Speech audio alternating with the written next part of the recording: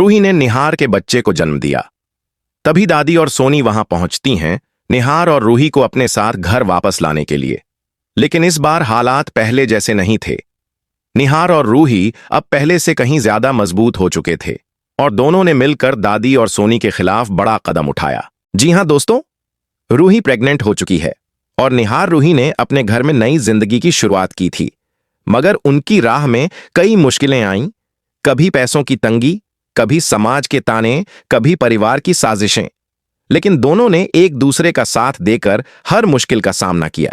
डॉक्टरों ने साफ कह दिया था कि रूही कभी मां नहीं बन सकती। यह सुनकर दादी ने उसे कोसा और सोनी ने अशुभ तक कह दिया। लेकिन रूही को अपने बाबा पर विश्वास था। वह निहार से कहती थी, मेरे बाबा मेरी झोली खाली नहीं रहने देंगे। उसकी आस्था जीत गई और एक दिन वह प्रेग्नेंट हुई। अब उनकी जिंदगी खुशियों से भरने वाली थी। दादी और सोनी की नफरत जारी रही। वे जूही को घर से निकालना चाहती थीं।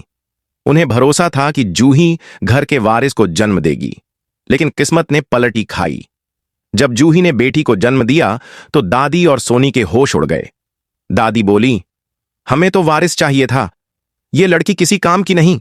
सोनी डर कर बोली, अगर हमने जूही और बच्ची को निकाला तो समर भी निहार की तरह हमें छोड़ देगा। इस डर से उन्होंने जूही और उसकी बेटी को घर से नहीं निकाला, लेकिन मन में नफरत बनी रही। इसी बीच उन्हें रिश्तेदार से खबर मिलती है कि रूही प्रेग्नेंट है और जल्द ही वारिस को जन्म देने वाली है। यह सुनकर दोनों की आंखों में चमक आ जाती है। दादी बोली, सोनी, अगर निहार और रूही को वापस नहीं लाए तो हमें वारिस कभी नहीं मिलेगा। दोनों निहार और रूही का पता लगाती हैं और अचानक उनके घर पहुंचती हैं। उस समय निहार ऑफिस में था और रूही अकेली घर पर। दरवाजा खुलते ही दादी और सोनी को देखकर रूही चौंक जाती है, मगर संस्कारों के चलते उनके पैर छूती है। दादी मीठे स्वर में बोली, रूही, मुझे माफ कर दो। मैंने तुम पर अत्याचार किए, पर अब बदल गई हूं। मैं चाहती हूं कि तुम और निहार हमारे साथ घर लौट आओ। रूही सोच में पड़ जाती है। उसके मन में सवाल उठते हैं कि क्या सचमुच दादी बदल गई हैं या यह भी कोई चाल है। वह बोली, दादी, आपकी बातें सुनकर अच्छा लगा, लेकिन मैं जानती हूं कि यह सब सिर्फ मेरे बच्चे के लिए है। इतने में निहार घर लौट आता है।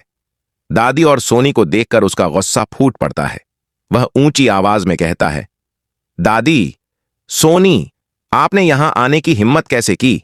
मैंने कहा था कि मैं और रूही उस घर में कभी नहीं लौटेंगे। हम अपने छोटे से घर में खुश हैं और हमें आपकी झूठी मोहब्बत की जरूरत नहीं। सोनी हाथ जोड़कर कहती है, निहार बेटा, अब गुस्सा भूल जाओ। हमें अपनी गलतियों का एहसास हो गया है। हम बदल गए हैं।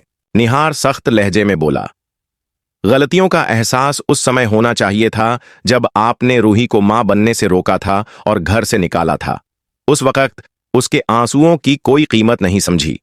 अब जब वह मां बनने वाली है तो आप वारिस के लालच में हमें बुलाना चाहती हैं। लेकिन सुन लीजिए, मैं और रूही उस घर में कभी नहीं जाएंगे। दादी की आंखों में आंसू आ जाते हैं। वह बोली, बेटा, हमें माफ कर दो। निहार गरजते हुए कहता है, माफी शब्दों से नहीं, कर्मों से साबित होती है। अगर आप सचमुच बदल गई होती तो जूही और उसकी बेटी से नफरत न करती। आपकी नीयत अब भी वही है।